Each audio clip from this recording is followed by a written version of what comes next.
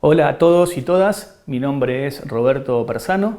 Junto con Andrés El Gato Martínez Cantó y Santiago Nasif somos los tres directores del documental Los Índalos. Desde un comienzo quisimos acompañar a Aurora en esta lucha y ese pedido de justicia para su hijo y para los otros tres compañeros, Pancho, Carlos y José, que aún permanecen desaparecidos desde enero de 1989 durante el intento de ocupamiento al cuartel militar de La Tablada, uno de los hechos de la historia reciente argentina en donde el silencio parece querer ganarle a la verdad.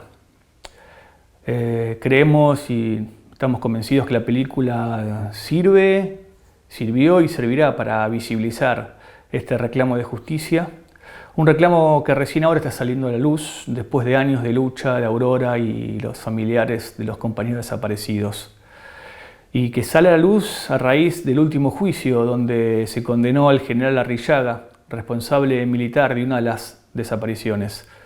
Pero que todavía falta un largo camino por recorrer hacia la verdad y la película puede acompañar esa lucha.